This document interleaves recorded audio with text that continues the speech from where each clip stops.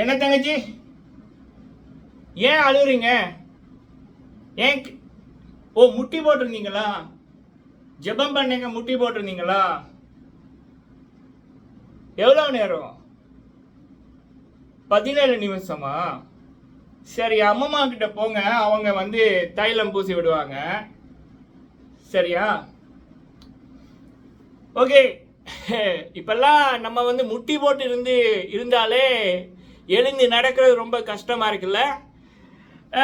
சரி, எல்லாருமே வந்து குதிச்சு நடந்து கால் உடையாம இருக்கிறதெல்லாம் அதிசயம்தான், அற்புதம்தான். இதை பற்றித்தான் உலகம் ஃபுல்லா பேச்சு. சரி, அப்ப நான் பார்த்த விடயங்களை உங்க கூட ஷேர் பண்றேன். விஸ்வாஸ் குமார் ரமேஷ். ஸோ அப்ப ஒரு நடிகர் வந்து ஒரு 10 படம் நடித்த நடிகரோட முகம், இல்லை ஒரு 5-10 வருஷமா சீரியல்ல வந்தவங்களுடைய முகம், இல்லை டிக்டாக்ல 10 வருஷம் 5 வருஷம் கஷ்டப்பட்டு பிரபலமாக இருந்தவர்களை விட ஒரு மொமெண்ட்ல வந்து தமிழ்நாடு இல்லை,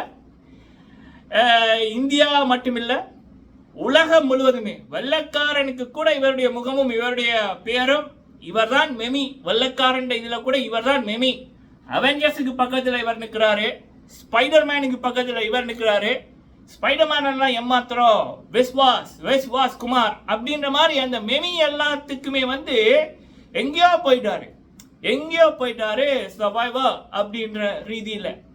சரி, நான் வந்து இந்த வீடியோல கண்டிப்பா இது வந்து ஒரு அற்புதம் தான், அதிசயம் தான். சரி, இந்த வீடியோல நம்ம பார்க்க போற விடயம் ஒண்ணு கவலையான விடயம், இன்னொன்னு வந்து உங்ககிட்டயே வர்றேன். நீங்க வந்து நான் சொல்லுங்க. முதலாவது விடயம் வந்து பாத்தீங்கன்னா 11A இன்னைக்கு வந்து ஒரு காணொலி ஒன்று, இந்த ரீலு அதுகளில் வந்து பார்த்தேன். ஒரு ஏரோப்ளேனுக்குள்ள ஏர் ஹோஸ்டல் உட்பட பேசஞ்சர்ஸ் உட்பட சண்டை பிடிக்கிறாங்க. நம்மளும் வந்து இப்போதான் ஒரு ஏரோப்ளேன் மேட்டர் நடந்துச்சு. அப்போ பிளேன் என்றாலே கொஞ்சம் பயமாக கிடக்கு. வீடியோ பார்த்தாலே ஆட்டோமேட்டிக்காக அதை கிளிக் பண்ண தோணுச்சு. அங்கே பார்த்தா பயங்கரமான சண்டை நடக்குது. கடைசியில் பிராங்கா என்னத்துக்கு அப்படின்னா இந்த 11A சீட்டுக்கு, ஏன்னா விஸ்வாஸ் அவர்கள் வந்த சீட்டு, அந்த சீட்டு அது அற்புதமான சீட்டு, அதுல வந்தா தப்பிச்சிடலாம் அப்படின்ற ரீதியில ஒரு கான்டென்ட்டை கிரியேட் பண்ணி போட்டிருக்காங்க. லட்சக்கணக்கில் வியூ, ஒரு 5-6 மணித்தேலங்களுக்குள்ளே லட்சக்கணக்கில் வியூ. இதுல கொடுமை என்று சொல்றதா இல்ல அவங்களோட திறமைக்கு கிடைச்சதான்னு எனக்கு தெரியல. அந்த மெமியை கிரியேட் பண்ணி போட்ட பேஜ் வந்து 2 லட்சம் 3 லட்சம் ஃபாலோவர்ஸ் அள்ளிட்டு, ஒரு நாள் முடிகிறதுக்குள்ளேயே 2 லட்சம் 3 லட்சம் ஃபாலோவர்ஸ் வந்து அள்ளிட்டு. இது ஒரு பக்கம் நடக்குது.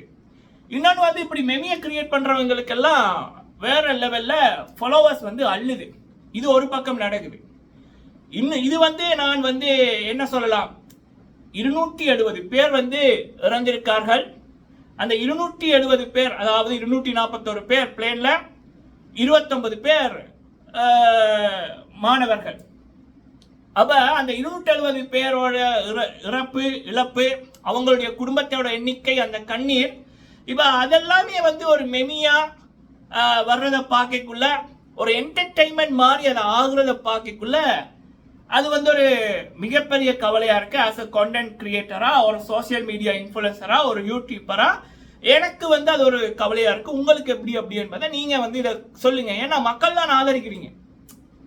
இப்ப நான் உங்களை சொல்லல, மக்கள் அப்படின்னு இருக்கிறவங்க தான் அவ்வளவு ஒரு வருஷமா இருந்தா கூட பல பேருக்கு ஒரு நல்ல கண்டென்ட் ஹார்ட் ஒர்க் பண்ணி போடுறவங்களுக்கு, சுயமா போடுறவங்களுக்கு இப்பெல்லாம் ஒரு 1000 சப்ஸ்கிரைபர்ஸ் எடுக்கிறது, 1000 ஃபாலோவர்ஸ் எடுக்கிறது ரொம்ப கஷ்டமா இருக்கும். சுயமா சொந்தமா வந்து பண்ணா ஜஸ்ட் ஒரு 12-14 மணித்தேலத்துக்குள்ள 2 லட்சம் ஃபாலோவர்ஸை எடுத்து விட்டாங்க. அப்ப மக்கள் இதை விரும்புறாங்களா, மக்கள் இதை ஆதரிக்கிறாங்களா அப்படின்றது என்னுடைய மிகப்பெரிய ஒரு கொஸ்டின் மார்க். ஸோ இப்ப இருக்கிற மக்களுக்கு இதுதான் வேணும். இழப்பா இருக்கட்டும், கண்ணீரா இருக்கட்டும், அதை என்டர்டைன்மெண்ட் யாரு மாத்துறாங்களோ அவங்கள தான் சப்போர்ட் பண்றாங்க, ரசிக்கிறாங்களா அப்படின்னு. இதை விட கொடுமை என்ன தெரியுமா, ஒரு பெரிய நியூஸ் சேனல் வந்து அந்த பதிவு நான் இன்னைக்கு தான் பார்த்தேன். அவங்க வந்து இப்படி 241 பேர் இறந்துட்டாங்க, பில்டிங்ல வந்து மோதி இருக்கு, 10 பேர் இறந்துட்டாங்க, 40 பேர் வந்து ஹாஸ்பிட்டல் இருக்காங்க. இந்த விடயம் நடந்து ஒரு 2 மணி நேரத்தில் அவங்க போஸ்ட் பண்றாங்க. அந்த போஸ்ட் போட்டு ஒரு 48 மணித்தேலங்களுக்குள்ள இப்ப நான் பார்க்கக்குள்ள இப்போ என்ன எனக்கு அந்த சென்ட் பண்ணவர் அவர் அனுப்புனது 48 மணி நேரம் கணக்குல அதுக்கு வந்து அந்த ஸ்மைல் சிம்போல் சிரிக்கிற சிம்போலை போட்டவர்களுடைய எண்ணிக்கை அதிகமா இருக்கு அப்படின்ற மாதிரி அந்த சிம்போல் ஒன்று இருக்குல்ல. அப்ப அதை பார்க்கக்குள்ளேயும் எனக்கு வந்து மனிதம் எதை நோக்கி போகின்றது. ஸோ இந்த ட்ரெண்ட் வாங்கல்ல, இப்போ முதல்ல ஒரு லேண்ட் ஃபோன் இருந்தது, அதுக்கப்புறம் செல்போன் வந்தது. ஸோ அதே மாதிரி இப்போ மனிதர்களோட வாழ்க்கையும் அந்த ஒரு எமோஷனல் அந்த அந்த ஒரு மனிதர்களுக்குன்னு ஒன்று இருக்கும் இல்லை, அந்த ஈரம் அதுவும் வந்து வேற ஏதாவது மாறிக்கொண்டு போகுதா இல்லாம போகுதா அப்படின்றதான் என்னால் பார்க்கக்கூடியதா இருக்கு. இது என்னுடைய கவலைகள். இன்னொரு பக்கம் விஸ்வாஸ் குமார் அவர்கள் நாடு தாண்டி பேசப்படுறாங்க. அதுல இவர் தப்பித்ததா இருக்கட்டும், இவருடைய இன்டர்வியூவா இருக்கட்டும், இந்த பிளேன் விடயமா இருக்கட்டும், பல நாடுகள்ல இதுதான் ஹெட்லைன் இப்ப வரைக்கும் ஹெட்லைன். அப்ப பல YouTubers, social media influencers, so அவங்க மெமியா போறதா இருக்கட்டும், வீடியோ போடுறதா இருக்கட்டும், அவங்களுடைய கருத்துக்களை சொல்றதா இருக்கட்டும், நிறைய பைலட்ஸ் கூட வந்து இதை பத்தி வீடியோ போட்டிருக்காங்க, ஆர்டிகல் எழுதியிருக்காங்க. அப்ப அதுல வந்து கமெண்ட் செக்ஷனை வந்து பாத்தீங்கன்னா பொதுவா இப்ப யூகேல இருக்கிறவங்க, அமெரிக்கால இருக்கிறவங்க, வெள்ளக்காரங்க அப்படின்னு வைக்கலாமே, அமெரிக்காவில் இருக்க வெள்ளக்காரங்க, அப்ப அவங்களுடைய கமெண்ட் எல்லாமே I can't believe this, how he escape, it is impossible, is he is from Avengers, is he is a brother of Superman, Spider-Man, how miracle அப்படின்ற மாதிரி, எப்படி தப்பினாரு சான்ஸே இல்லை அப்படின்ற மாதிரி ஒரு தரப்பு வெள்ளக்காரங்க, அமெரிக்கர்கள், யூகே சேர்ந்தவங்க இவங்க. இன்னொரு தரப்பு என்ன அப்படின்னா, இவர் வந்து பக்காவா இந்த தருணத்தை யூஸ் பண்ணிக்கிட்டாரு. அதாவது இவர் வந்து இந்த பிளேன்லயே வரல, அந்த ஆக்சிடென்ட் நடந்தது ஒரு பக்கம், அந்த ஒரு ஃபுட்டேஜ் வந்துச்சுல்ல, அது அங்க நடக்குது.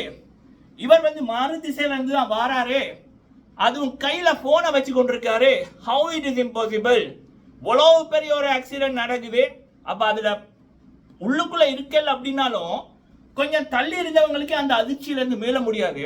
இவர் என்னடா அந்த பிளேனுக்குள்ள இருந்தாரு, அதுல குதிச்சிருந்தாரு, முதல் ஒரு விடயம் சொன்னாரு, அதுக்கப்புறம் ஷேர் உடைஞ்சு கீழே வந்து சொன்னாரு. எப்படி இருந்தாலும் மனித நாயக்குள்ள அந்த அதிர்ச்சியில இருந்து மீண்டு வரைய பயங்கரமா டைம் எடுக்கும். இவர் என்ன ஹேஷுவலா நடந்து வராரு, கையில போனை வச்சு கொண்டிருக்காரு. So what is going on, what is ஹேப்பனிங்னு அவங்க டசுபுன்னு இங்கிலீஷ்ல எல்லாமே வந்து கமெண்ட்டை வந்து தெரிவிக்க விடுறானுங்க, போடுறானுங்க, மெமியை போடுறாங்க. ஸ்பைடர் மேனுக்கு பக்கத்தில் இவர் நிற்கிறது வேற லெவல்ல ஒரு நாள்ல ஃபேமஸ் ஆகிறதுக்கு இவர் வந்து தானும் பிளேன்ல வந்தேன் அப்படின்ற மாதிரி கதை விட்டு இருக்காரு. உண்மையிலேயே இவர் பிளேன்ல வந்திருக்க சான்ஸ் இருக்காது அப்படின்ற மாதிரி அவங்களுடைய கருத்து என்னன்னா, பிளேன்ல வந்திருந்தா இவரால் இப்படி நடந்திருக்க முடியாது, போனை கையில வச்சிருந்திருக்க முடியாது, அவருடைய மனநிலை எப்படி இருந்திருக்காது, முகத்துல எந்த அறிகுறியுமே தெரியல அப்படின்ற மாதிரி சொல்றாங்க. அவங்க வர்றது என்னன்னா, இவர் அந்த பேசஞ்சர்ஸ் லிஸ்ட்லயே இல்லை, இவர் வந்து இந்த மொமெண்ட்டை பயன்படுத்திக்கிட்டு தன்னுடைய பிரபலத்துக்காக பயன்படுத்திக்கிட்டார் அப்படின்ற மாதிரி அவங்க சொல்றாங்க. அப்ப நம்ம ஒரு சோசியல் மீடியா இன்ஃப்ளூயன்சரா நிறைய பேர் பேசுறாங்க. என்னுடைய கருத்து என்ன அப்படின்னா, இங்க இருக்கிறவங்களுக்கு தான் அந்த வழி தெரியும், உண்மை தெரியும், சரிங்களா? அதாவது மனிதர்களிட நான் பார்த்த வரைக்கும் என்னோட பரம்பரையிலேயே சரி, 85-86 வயசுல இருக்கிற தாத்தா பண்ற விடயத்தை ஒரு 40-45 வயசுல இருக்கிற ஒரு நபராலே பண்ண முடியாது. எழுந்து இருக்கிறதா இருக்கட்டும், நடக்கிறதா இருக்கட்டும், மரம் பெற்றதா இருக்கட்டும், அவங்க வந்து பண்ணுவாங்க. ஸோ அப்போ மனிதர்கள் அப்படின்னா மனிதர்கள் எல்லாருமே ஒரே மாதிரி தான் அப்படி என்பது இல்லை. சில பேருக்கு அவங்களுடைய வளர்ந்த விதம், அவங்களுடைய சாப்பாடு, அவங்களுக்கான கடவுளோட பிளஸ்ஸிங் அதெல்லாமே வேறுபடும். அப்போ அவருக்கு ஒன்று அவருக்கான அந்த ஒரு என்ன சொல்லலாம், அந்த ஒரு சக்தி, அந்த ஒரு மனநிலை கடவுள் இதில் வேற மாதிரி இருந்திருக்கலாம். இல்லைன்னா அவர் வந்து அந்த அதிர்ச்சியில், இப்போ நம்ம சில பேருக்கு அதிர்ச்சியானாலும் அவங்களுக்கு அந்த பெயின் தெரியாது, அப்படி நடக்கிற மாதிரி இருக்கும் அப்படின்னு இருக்கும், அப்படி கூட இருக்கலாம். அப்ப எதையும் தெரியாம நம்ம வந்து ஒருத்தரை இவர் தான் குற்றவாளி, இவர் இப்படித்தான் அப்படின்னு தெரியாம பேசக்கூடாது அப்படின்றது என்னுடைய இது.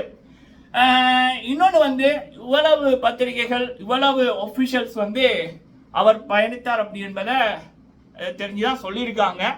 அப்ப அதனால நம்ம தூர இருந்துக்கிட்டு எதையுமே வந்து பேசக்கூடாது.